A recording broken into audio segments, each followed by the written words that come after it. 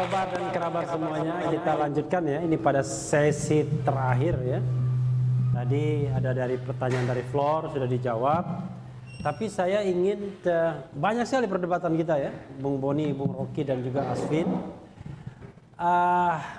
Saya ingin memperdalam soal sebelum 2024 tadi ya. Entah Bung Boni setuju atau enggak ya. Kurang konkret yang disampaikan Bung Rocky itu. Itu satu. Yang kedua, di mana crossingnya antara berpikir akademik dan berpikir praktikal, politis. Soalnya bukan apa, kalau sudah berhadapan dengan kekuasaan dan penegakan hukum, pusing kita kan jadinya. Padahal kita di sini mau mencerdaskan kehidupan bangsa, ya kan? Sebagai bagian dari amanat konstitusi kita. Silakan, Bung Rocky. Iya, sebetulnya itu biasa sekali. Cuman orang takut itu nanti melanggar konstitusi itu. Kan itu aja kan? Iya. Kekhawatirannya. Padahal Pak Mahfud sendiri pernah bilang konstitusi bisa dilanggar kalau demi kepentingan rakyat. Dia bilang begitu kan? Dan dia terangkan bahwa kebutuhan rakyat bisa membatalkan konstitusi. Saya bukan ikuti jalan pikiran itu, tapi saya mau terangkan bahwa secara sosiologis pilihannya memperpanjang penderitaan atau amputasi di tengah jalan, kan cuma itu kan. Jadi ini bukan soal pilihan konstitusi atau tidak konstitusi, itu lebih efektif aja kan. Nah kalau misalnya gelagat ke arah percepatan perubahan itu hari-hari ini makin nyata, maka dalil saya perlahan-lahan berlaku juga. Tanpa saya paksakan juga dia berlaku. Jadi tanpa saya konkretkan udah berlaku. Karena begitulah gerak sejarah tuh. Karena kalau dia nggak perlu sampai di dalam siklus yang resmi itu. Jadi siklus elektoral bisa berbeda dengan siklus demokrasi, itu intinya. Nah soal hal yang mengenai pemindahan kekuasaan bisa diselenggarakan dengan cara saksama dan dalam tempo singkat-singkatnya. Jakarta 25 Mei 25 Mei 2021. Iya. Tertanda Refli Harun, Boni Hargen. Nama bangsa Indonesia Rocky Gerung. Jadi gini nah, saya ingin supaya kita pecahkan dulu kebuntuan ini nih. Kan seolah-olah orang bertengkar soal 3 periode segala macam itu. Dan orang nggak mau lihat sesuatu yang possible. Atau mungkin bukan sekedar possible tapi probable, bisa dihitung soalnya kan. Kalau possibility ya oke. Tapi kalau dia ada probabilitasnya, dan probabilitas itu adalah hukum-hukum sosiologi tadi itu. Pelemahan KPK akhirnya berlanjut, lalu timbul debat di dalam istana sendiri. Artinya ada saling amputasi di istana, justru menteri yang sana beda dengan yang ini. Presiden Jokowi tadi saudara Boni menerangkan bahwa ya Presiden Jokowi ditawan oleh kepentingan yang lebih besar tuh. Jadi kita mesti tentukan, masa kita inginkan supaya penawan itu juga akan menawan orang lain di 2024 kan? Ya udah cukup Jokowi aja yang ditawan kan? Nah, supaya dia cepat bebas, kita percepat membebaskan Jokowi dari tawanan itu. Kapan? Ya jangan sampai 2024. Itu kan itu logiknya begitu. Ini ngeri sedap ngomong seperti ini. Tapi ya, tapi semua ini adalah argumen akademis gitu. Bukan saya nggak pernah berseteru dengan orang istana. Saya melihat istana itu terkunci oleh kepentingan oligarki. Kuncinya kita buka tuh. Kita mau buka, dia nggak mau. Bukan dia nggak mau tuh, orang-orang di sekitar istana nggak mau itu dibuka tuh. Nah Boni udah mulai berpikir bahwa oke, sebetulnya bisa dibuka juga. Walaupun belum penuh tadi bisa dibuka ya? Iya bisa dong. Supaya fair lah pembicaraan ini kan. Jadi sekali lagi ini forum yang boleh kita manfaatkan untuk mengajukan argumen alternatif di luar sistem elektoral. Jadi sama seperti ketika secara konstitusional saya mengatakan yang namanya pergantian kepemimpinan itu bisa melalui pemilu, satu, dan itu ada di dalam konstitusi. Bisa melalui impeachment, ada. Tapi ada yang ketiga, pengunduran diri. Ada juga. Jadi Pak Rocky mau yang mana? Nah, Pak Rocky mau yang mana? Itu tiga itu sama-sama sahnya dan sama-sama pernah dipraktikkan. Iya, saya ya kan? Itu apapun Cuma soal pilihan aja kan, tetapi kita mesti batalkan dulu kegugupan kita untuk membayangkan perubahan di luar sistem elektoral. Kalau kegugupan itu udah kita bisa atasi, nanti kita deal apa yang mesti kita lakukan. Itu soalnya. Jadi ini soal gampang aja, soal kecil tuh. Jangan terlalu cemas dengan perubahan yang non elektoral. Oke, sama seperti tahun 98 tidak perlu sidang umum MPR ya. Iya, kan sama juga dengan sidang istana saja. Pada waktu itu juga orang cemas kan, nanti bagaimana nanti jadi Tiananmen atau segala macam. Enggak tuh, enggak ada Tiananmen di Jakarta kan. Karena ada kedewasaan, oligarkinya dewasa, Presiden Soeharto dewasa, publik juga dewasa tuh. Jadi oke, bikin semacam ya win-win solution lah. Kalau sekarang dewasa nggak? Kalau sekarang ya ketidakdewasaan kekuasaan itu terlihat dari ketidakdewasaan orang-orang di sekitar presiden. Sebelum ke Bung Boni, saya ingin ke Asvin ya. Ini kan kita bicara mengenai tadi, Bung Rocky yakin betul apa yang disampaikan dia adalah pure pandangan akademik. Dan harusnya negara yang demokratis ya tidak alergi ngomong seperti ini. Presiden bisa ganti kapanpun karena konstitusi menyediakan fasilitas untuk itu. Yang tidak boleh kan adalah Anda angkat senjata memberontak, ya nggak boleh. Tapi berwacana harusnya boleh karena pikiran dan hati nurani kan tidak boleh dibatasi dalam kondisi apapun menurut konstitusi. Tapi kan pengalaman Asvin kan beda lagi sebagai Ketua Umum YLBHI yang banyak mengurusi penegakan hukum. Silakan. Iya, jadi saya tentu saja berpikir apa saja, berbicara apa saja boleh gitu ya, kecuali hate speech, ujaran kebencian, rasial. Ini ujaran kebencian enggak ya? Bukan gitu. Polisi malah mengartikan ujaran kebencian menghina Nisa Sabian, jadi salah besar itu dari konsep Kovenan Hak Sipil dan Politik kan. Okay. Nah, tapi menurut saya begini, ketika kita berbicara akademik, saya sebetulnya sebagian diri saya sepakat, tapi sebagian diri saya yang lain sangat terganggu. Karena di Indonesia atau setidaknya saat ini, ruang dan waktu saat ini ketika kita berbicara akademik, kita sedang membicarakan epistemik yang tertentu.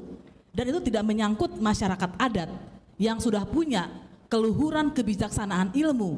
Dan kebetulan saya tidak disistematisir dan tidak dibawa ke ruang sekolah gitu ya. Dan yang dipelajari yang sekarang di akademik, sebagian besar setidaknya bukan yang itu. Apakah mereka lebih bodoh dari orang yang punya detail? Ya tidak. Kalau saya temui di lapangan, mereka lebih pintar daripada orang hukum, lebih pintar daripada saya. Mereka lebih pintar dalam semua hal urusan, mengurus politik di negara mereka, di daerah mereka sendiri, mengurus hukum di daerah mereka sendiri. Jadi saya sangat terganggu ketika kita kemudian mungkin semoga tidak ya, semoga tidak buat terjebak dalam akademis yang seperti itu. Nah karena itu sebetulnya yang esensi adalah mendengarkan suara rakyat dengan sungguh-sungguh. Apa itu ya kebutuhan rakyat? Kalau rakyat bilang saya nggak butuh pabrik semen, begitu, karena pabrik semen mengganggu sawah saya, ya jangan dibikin pabrik semen. Dan sebetulnya apa yang terjadi? Yang terjadi adalah jalan raya itu kalau menurut laporan dari klien-klien LBH dari dampingan kami itu untuk perkebunan kelapa sawit kok, nggak melewati kami. Lihat aja di Perpres tentang program sumber PSDN, saya jadi lupa sekarang, prioritas strategis program strategis nasional gitu ya. Ada kereta api Seimangkei yang menghubungkan nanti ada proyek strategis nasional. Iya, proyek strategis nasional. Ya. Nanti ada rute kereta dari Sumatera ke sini Seimangkei itu untuk menghidupi nanti kawasan ekonomi Seimangkei itu. Jadi ini semua betul-betul sudah mengoyak hati masyarakat gitu ya. Dan karena itu berbagai retorika dan macam-macam gitu ya. Itu betul-betul kenapa nggak ketemu? Menurut saya bukan masalah nggak ketemunya, bukan karena betul yang mewakili pemerintah ini nggak beres komunikasinya. Tapi bukan di retorika komunikasinya, esensi komunikasinya sendiri tidak, itu jauh sekali dari apa yang dialami rakyat. Nah, ini Bung Boni harus jawab ini. Jadi bukan soal kesalahan di kemampuan berkomunikasinya, tapi memang bahan untuk berkomunikasinya sudah buruk, kira-kira gitu ya. Kalau dia bilang jual ubi gampang, tapi dia bilang nggak ada itu jual ubi pembangunan itu untuk kelapa sawit. Ya kalau saya susah kalau nanya saya soal itu, karena saya tolak tambang, saya anti semua segala macam itu. Saya ada buku saya itu soal tolak tambang. Itu lain lah konteksnya. Tapi kan tema diskusi kita ini soal reformasi nih Pak Refli. Ya. Oh itu nanti kita closing statement ya untuk Iya. Saya kira itu nanti yang dibilang oleh Mbak Alvin ini kan soal konsep pembangunan, pendekatan pembangunan. Kita mau pakai pendekatan apa? Selama ini memang liberalisme itu kelemahan terbesarnya kan di situ. Dia selalu memaksakan satu pendekatan ekonomi yang tidak akan pernah berurusan juga dengan kepentingan rakyat di bawah, tetapi dia menjual slogan-slogan mulai dari invisible hand-nya Smith sampai trickle down effect-nya kaum neolib. Itu semua kan kita tahu lah, itu hanya semboyan-semboyan palsu. Nah, ekonomi Pancasila yang sebetulnya jadi hakikat kita, konsep pembangunan ekonomi di Indonesia itu kombinasi sebetulnya antara ekonomi pasar dengan prinsip sosialisme keindonesiaan. Artinya hajat hidup orang banyak itu harus selalu di atas kepentingan apapun. Maka di dalamnya kita bicara soal hak ulayat, kita bicara soal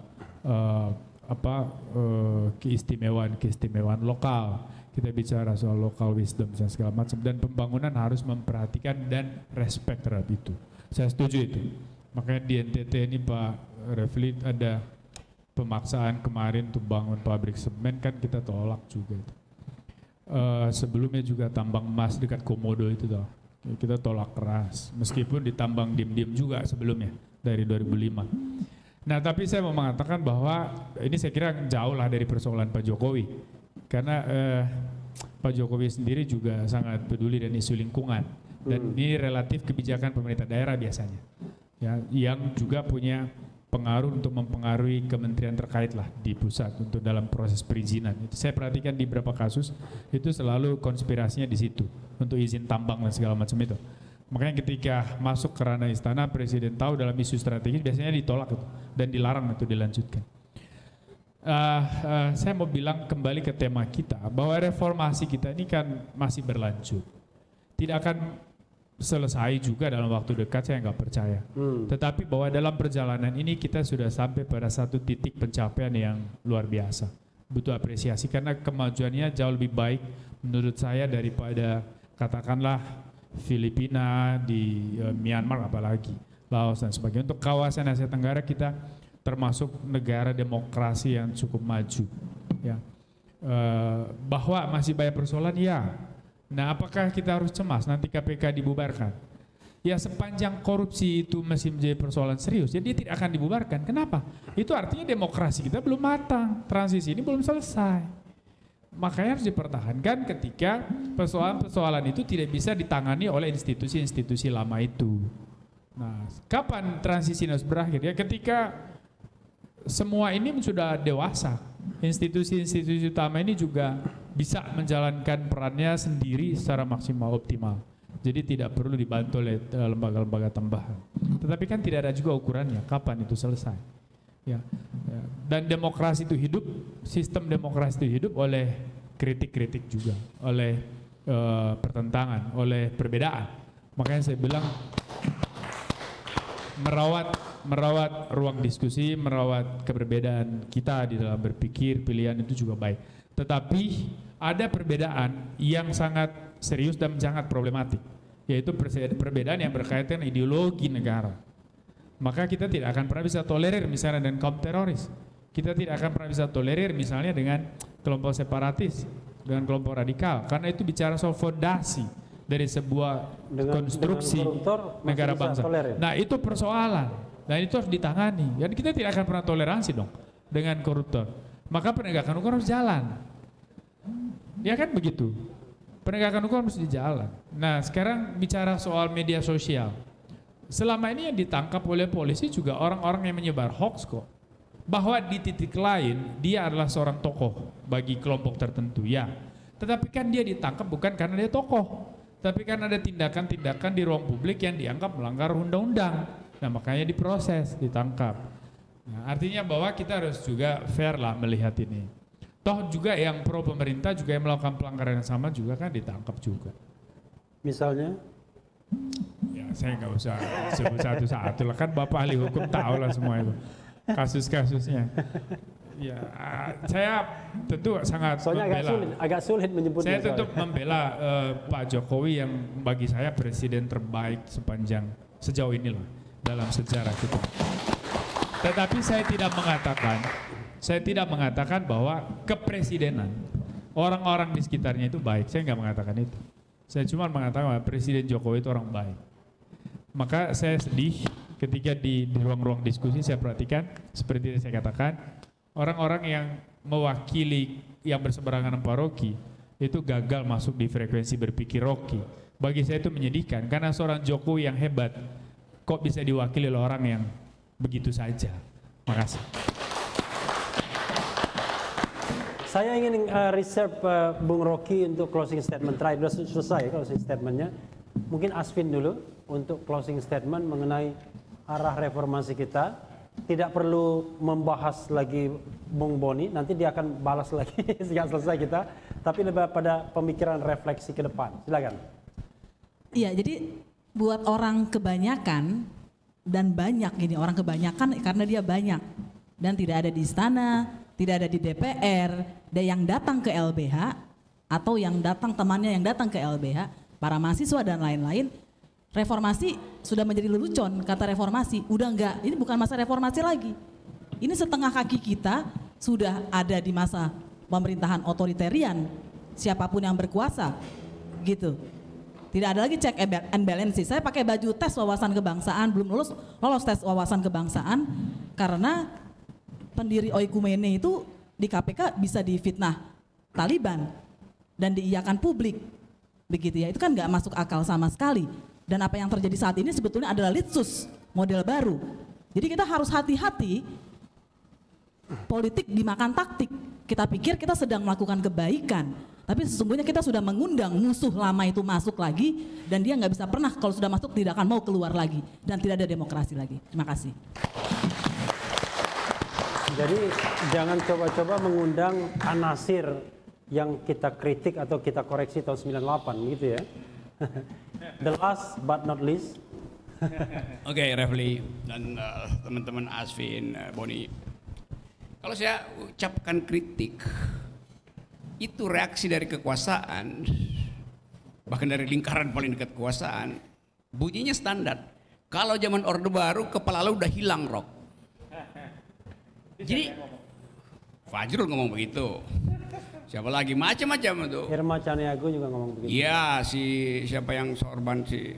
Kalau Irma ngomong sudah ditangkap. Iya. Siapa namanya? Ada. Jadi Anda bayangkan cara dia bikin perbandingan. Lo justru supaya kepala saya nggak dipenggal dulu, kita sama-sama minta agar supaya otoritarianisme dihentikan itu. Dan saya pada waktu itu adalah penasehat ketua YLBHI Buyung Nasution.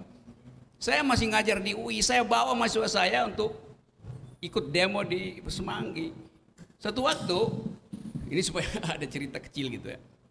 Saya di situ sama saudara Katib Basri itu teman baik saya, itu sama-sama dosen. Dek kita ke Semanggi itu, oke.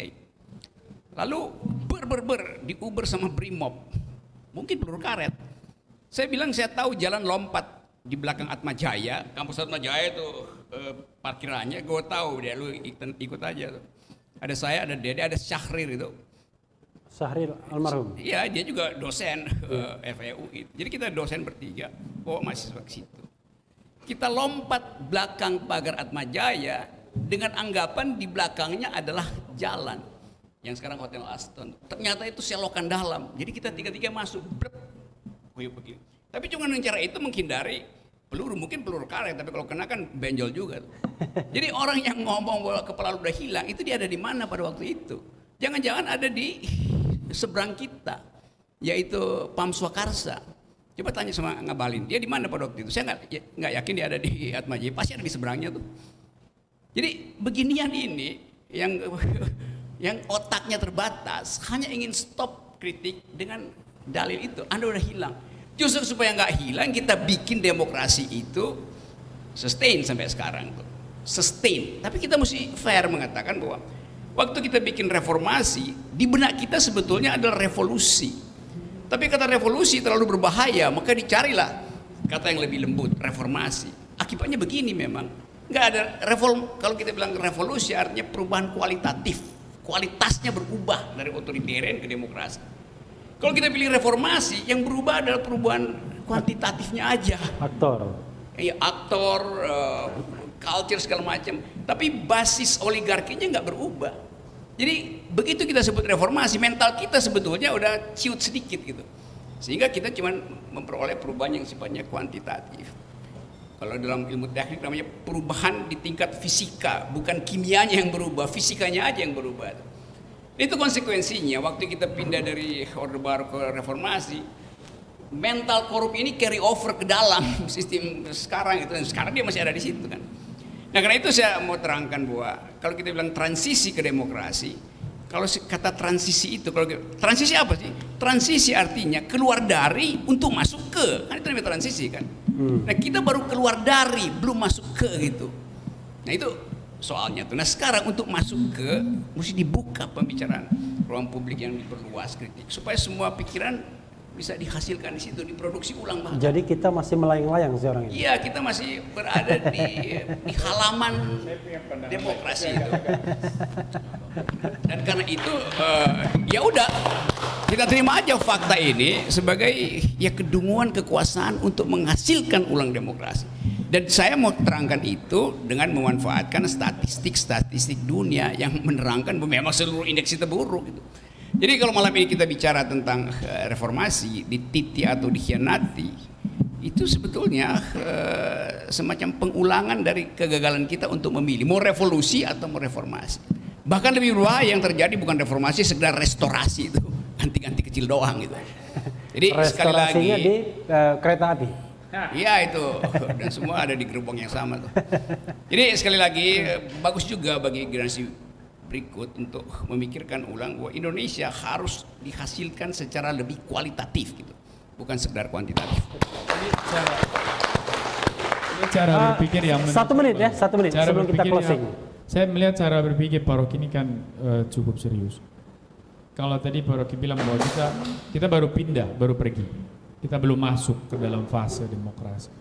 Saya agak beda. Kalau saya melihatnya kita sudah masuk, tapi tidak sepenuhnya masuk.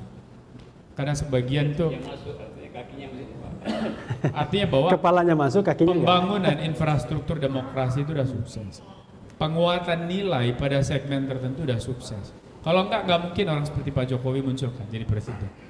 Udah sukses lah. Tapi bahwa elit lama, mereka yang besar di Orde Baru, ini kemudian masuk dan mengalami perubahan bentuk, tapi esensinya sama. Terus mencengkram kekuasaan pasca 1998, saya setuju, itu masih ada. Nah, disitulah beban sejarah kita.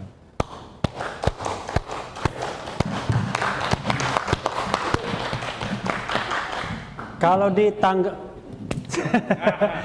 ditanggapi terus, saya kira sampai pagi diskusi kita, tapi memang diskusi tidak akan pernah berakhir ya. Paling tidak yang namanya diskusi, akal sehat, akal pikiran, dan lain sebagainya akan terus-menerus mewarnai secangkir opini ke depan, mudah-mudahan.